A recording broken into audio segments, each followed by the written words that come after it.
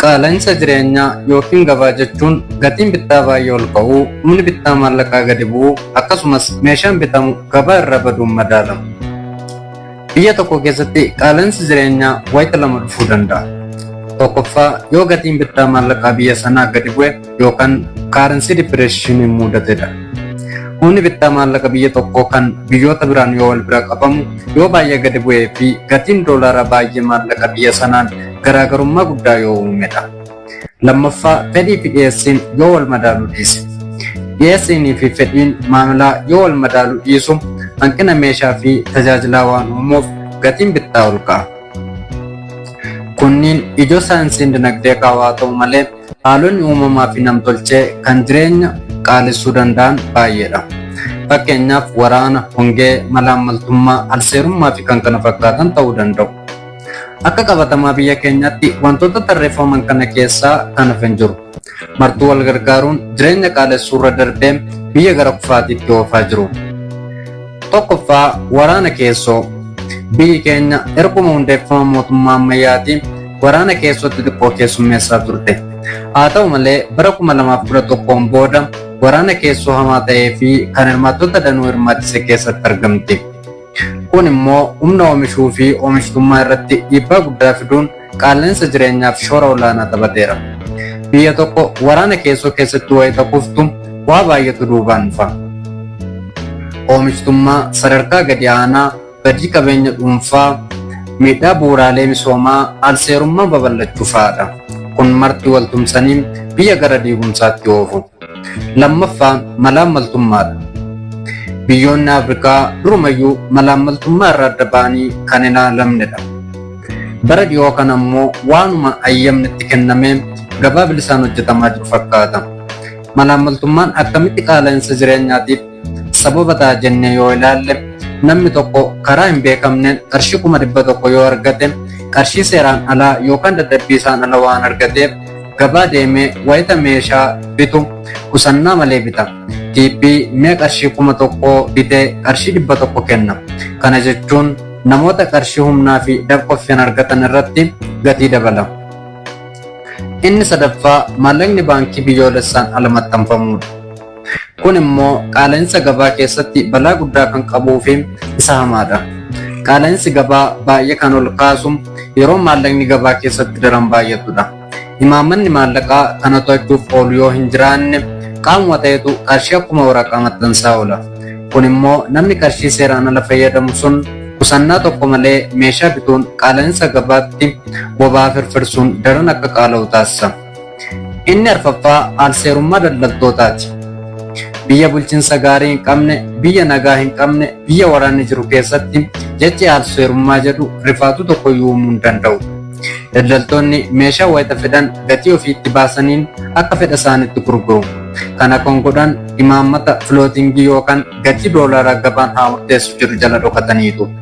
Yeroo fedhan immoo meeshaa qaban maamila jalaa dhoksuun gatii qaala'aan bituuf maamilli akka dirqamu taasisu. Gibira maqaa garaagaraa qabutu duuba isaanii jira waan ta'eef. Akka ogeessonni dinagdee jedhanitti kunneen haalota biyya keenyatti qaala'insa gabaaf sababa ta'an yoo ta'an mootummaan qaala'insa gabaa to'achuuf mindaa hojjettootaa dabaluu qofti gahaadha jedhee yoo dhiisa ta'e warra biroof balaa baatee kan deemu ta'a jechuudha. Tarkaanfii biraas of fudhatee gabaa tasgabbeessee waan gaariidha jedhu. Ogeessonni dinagdee kun waan furmaata ta'uu danda'u jedhan akka itti aanutti lafa kaa'aniiru. Tokkoffaa giddugaltummaa gabaa. Mindaan dabalamee yookaan qarshii sababa ta'een gabaa keessatti yookaan maamila harkatti dabalamuu yoo argu daldalaan achi gatii gurgurtaa ol kaasa. Manni kiraa ni dabala. Mootummaan illeen vaatii dabala. Kun ammoo warra biraa irratti qaala'insa duraan ture dachaa taasisa.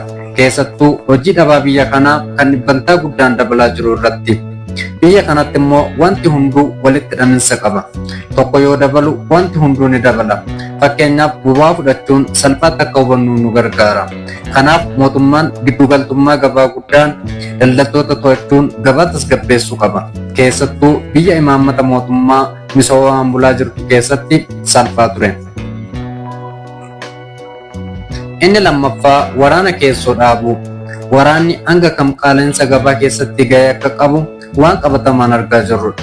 mootummaan haalduree tokko malee waraana keessoo karaa nagaan furuun gara misoomaatti ce'uun lafa agabuu baatee misoomsuu, investoroota rakkoo nageenyaa biyya kanarraa baqatan deebisee simachuu, hojii dhabaaf carraa hojii uumuu, maallaqa saamtotaan karaa hin beekamneen butame gabaa keessa galu hir'isuu fi wantoota kana fakkaatan gochuun qaala'insa jireenyaa biyya qarree kufaatirraa baraaruu qaba. Inni sadaffaan imaamata maallaqaa karaa haqa qabeessa ta'een hojiitti hiikuudha. Imaamanni maallaqaa yommuu qaala'insi jireenyaa biyya tokko mudatu, yommuu liqiin biyya tokkotti baay'atu, yommuu biyya tokko tasgabbii dhabuun gabaa mudatu, yommuu humni maallaqaa gadi bu'uu fi ol ka'u kan dhimma itti ba'amudha. Kanaaf adeemtoo sirriidhaan karaaleen lamaan saayinsiin dinagdee gorsuun dhimma itti ba'amnaan bu'aa gaarii fiduun ni danda'ama. Inni arfaffaan imaamata gitaa yookaan kontiraadaktarii poolisiidha. Kun baasii mootummaa xiqqeessuun maallaqa gabaa keessaa hir'isuu, liqii duraan jiru kaffaluu, pirojektii karaa mootummaan hojjetamu hir'isuu, pirojektii Itoophiyaa keessatti maqaa garaagaraa qabu kan bu'aa qabeessummaan isaa biyya akka Itoophiyaa kan biraatti homaa hin fayyadne dhabamsiisuun kan dhimma itti ba'amudha. Inni shanaffaan imaamata waliin ga'uu yookaan expansionary poolisiidha. Inni kun yommuu dinagdeen biyya tokkoo suuta guddachaa deemu, yommuu maallaqni gabaa keessaa dhabamu, yommuu maallaqni humna guddaa horatu kan dhimma itti ba'amudha. Inni ja'affaa imaamata baajataa yookaan fiiskaal poolisiidha. Kun immoo mootummaan gibira dabaluun, baasii mootummaa xiqqeessuun, galii mootummaa guddisuudhaani. Dhala baankii dabaluun, dhiyeessii maallaqaa karaa baankii giddu galeessaan ta'u gad buusuun, gatii bittaa fi gurgurtaa tasgabbeessuuf kan dhimma itti ba'amudha. Imaammatoonni kunneen lafaa ka'ee dhimma itti ba'amatu hin taane haalli qabatamaan biyya sanaa qorattoota dinagdeen qoratamuun madaalameeti. Inni torbaffaan hojii dhabdummaa hir'isuudha. Mootummaan waraana biyya keessatti furmaata dhumaa gochuun hojii dhabaa biyya kanarra baay'inaan caalu investimentii gara biyyattiitti harkisuun rakkoolee hojii dhabdummaa hir'isuu qaba.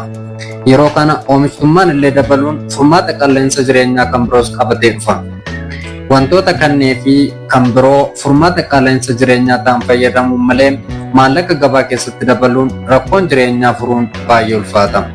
Waan jaalattanii na hordoftaniif galatoomaa. Giddoo Baawogiraafiidha.